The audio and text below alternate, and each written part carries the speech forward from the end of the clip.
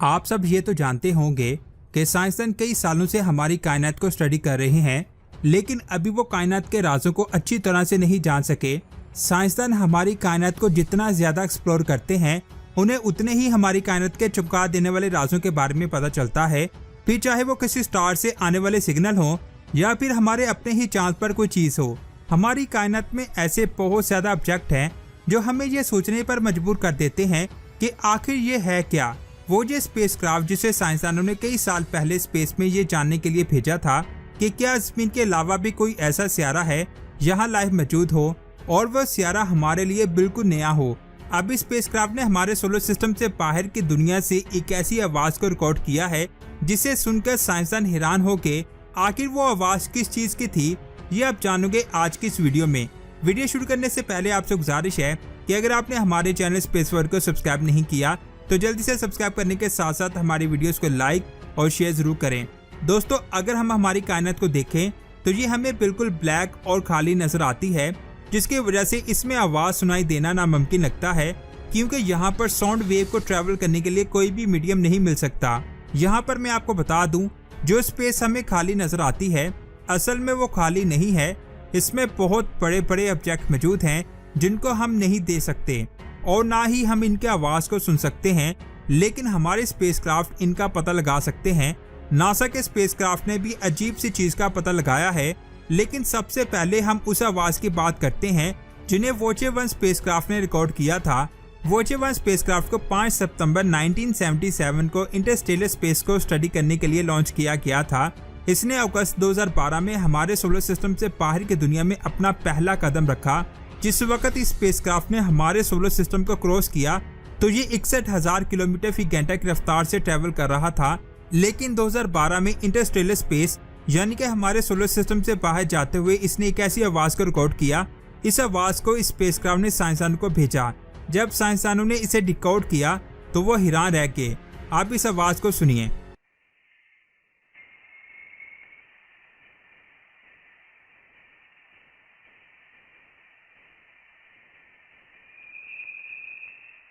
यहाँ पर आपके जहन में एक सवाल आ रहा होगा, जब हम स्पेस में किसी आवाज को सुन ही नहीं सकते तो फिर वोचर 1 स्पेसक्राफ्ट ने इस आवाज को कैसे रिकॉर्ड कर लिया, क्योंकि स्पेस में साउंड वेव के पास ट्रैवल करने के लिए कोई भी मीडियम मौजूद नहीं है और ना ही यहाँ पर कोई गैस मौजूद है, जिसकी वजह से साउंड स्पेस में कभी भी ट्रैवल नहीं कर सकती। स्पेस में चाहे कोई जितना मर्जी जोर से चलाए, लेकिन उसके पास मौजूद इंसान भी उसकी आवाज को नहीं सुन सकता। यहाँ पर मैं आपको बता दूं, स्पेस में आवाज तो नहीं लेकिन इलेक्ट्रोमैग्नेटिक वेव बहुत ही आसानी से ट्रैवल कर सकती हैं और वोचर 1 स्पेसक्राफ्ट इन्हीं वेव्स को आसानी से रिकॉर्ड कर सकता है। वोचर 1 स्पेसक्राफ्ट ने ऐसा ही किया और इन आवाज़ों को रिकॉर्ड करके ज़मीन पर भेजा और ज़मीन पर मौजूद साइंसदानों ने इसे डिकोड कर लिया। डिकोड करने के बाद उन्हें एक अजीब सी आवाज़ सुनाई थी। वोचर 1 स्पेसक्राफ्ट ने जो सिग्नल ज़मीन पर भेजा था उसकी रफ्तार लाइट की स्पीड जितनी थी, लेकिन फिर भी इस सिग्नल को ज़मीन पर आने में 22 घंटे लगे थे। इससे आप ये अंदाजा लगा सकते हैं कि वोचर 1 स्पेसक्राफ्ट इस वक्त हमसे कितनी ज्यादा दूर है। अगर बात की जाए उस आवाज की जिसे वोचर 1 स्पेसक्राफ्ट ने रिकॉर्ड किया था, तो ये आवाज वोचर 1 स्पेसक्राफ्ट को मुसलसल 3 सालों तक सुनाई देती रही थी। 3 सालों के बाद इसकी डेंसिटी कम होने लगी, लेकिन फिर भी ये आवाज मुकम्मल तौर पर खत्म नहीं हुई थी। इंटरस्टेलर स्पेस में इस स्पेसक्राफ्ट को ये आवाज एक ही तरह की सुनाई देती रही। इस आवाज की फ्रीक्वेंसी 3 किलो हर्ट्ज की थी। जिस जगह से यह आवाज वोचर 1 स्पेसक्राफ्ट को मुसलसल सुनाई दे रही थी, उस जगह के बारे में आज तक कोई भी नहीं जान सका।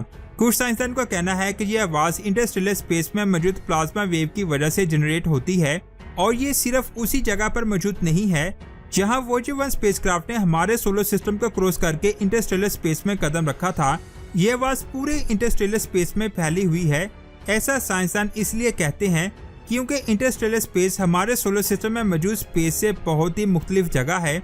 हमारे सोलर सिस्टम से बाहर मौजूद प्लाज्मा वेव हमारे सोलर सिस्टम में एंटर होने की कोशिश करते रहते हैं, लेकिन सूरज की मैग्नेटिक फील्ड की वजह से कोई भी प्लाज्मा वेव या फिर इलेक्ट्रोमैग्नेटिक वेव हमारे सोलर सिस्टम में एंटर नहीं हो सकती, क्योंकि सूरज का मैग्नेटोस्फीयर उन्हें सोलर सिस्टम में एंटर होने नहीं देता, जिसकी वजह से बहुत ज्यादा चांसेस हैं कि ये प्लाज्मा वेव हमारे सोलर सिस्टम में मौजूद नहीं थी और इन प्लाज्मा को सूरज ने हमारे सोलर सिस्टम में दाखिल होने नहीं दिया और ये प्लाज्मा इंटरस्टेलर स्पेस में हर जगह फैला हुआ है और ये आवाज इंटरस्टेलर स्पेस में हर जगह फैली हुई है जो हमें सुनाई दे रही है।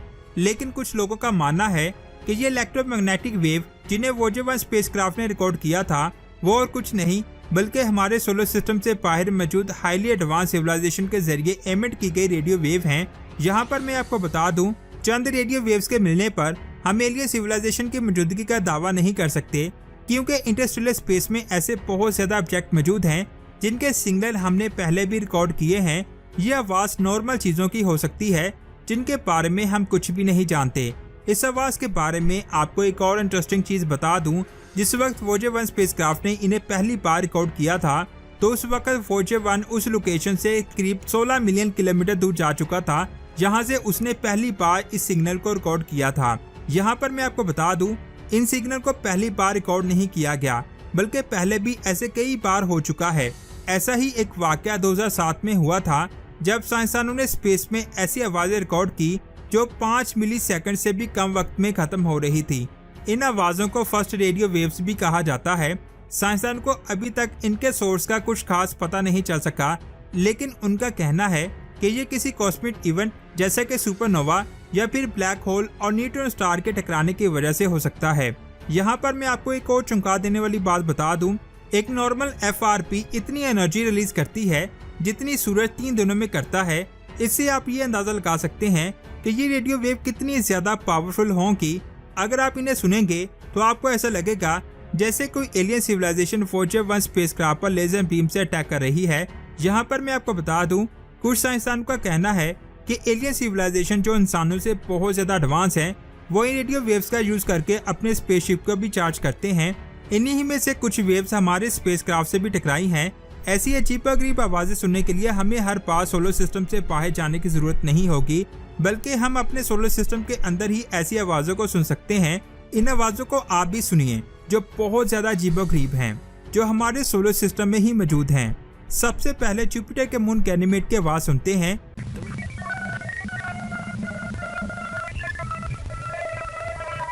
ये आवाज सुनकर आपको ऐसा लग रहा होगा जैसे ये किसी मूवी की आवाज है, लेकिन मैं आपको बता दूं, ये किसी भी मूवी की आवाज नहीं है बल्कि ये जुपिटर के मून गैनीमेड की आवाज है। साइंसदान का कहना है कि ये आवाज गैनीमेड में मौजूद सोलर लाइट की वजह से आ रही है। ये वही लाइट्स हैं जो हमें जमीन पर भी नॉर्थर्न और साउथर्न पोल में नजर आती हैं, जिन्हें हम एरोरास भी कहते हैं। साइंसदान का मानना है कि ये एरोरास गैनीमेड पर मौजूद सोलर लाइट्स की हैं, लेकिन अभी साइंसदान इसके बारे में अच्छी तरह से नहीं जानते। इसके बाद सैटर्न की आवाज सुनते हैं।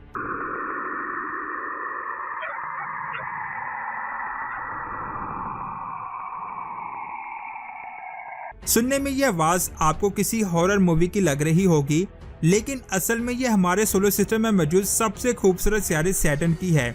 इस आवाज को नासा के कैसिनी स्पेसक्राफ्ट ने सुना था। वीडियो के लास्ट पर आपको बता दूं, ये स्पेसक्राफ्ट बहुत जल्द डेड होने वाला है। साइंसदान का कहना है कि ये स्पेसक्राफ्ट सिर्फ और सिर्फ 1 से 2 साल ही चलेगा। इसके बाद स्पेसक्राफ्ट का कनेक्शन हमसे टूट जाएगा, फिर ये किसी भी रेडियो सिग्नल को रिकॉर्ड नहीं कर सकेगा और ये इंटरस्टेलर स्पेस में गुम हो जाएगा। तो दोस्तों, आज की वीडियो आपको कैसी लगी नीचे कमेंट्स करके जरूर बताएं। वीडियो अच्छी लगी तो लाइक करने के साथ साथ इसे अपने दोस्तों के साथ शेयर करें और स्पेस की ऐसी ही अमेजिंग वीडियोस को देखने के लिए हमारे चैनल स्पेस वर्ल्ड को सब्सक्राइब करके बेल आइकन को प्रेस करें। अपना बहुत सारा ख्याल रखें। अल्लाह हाफिज।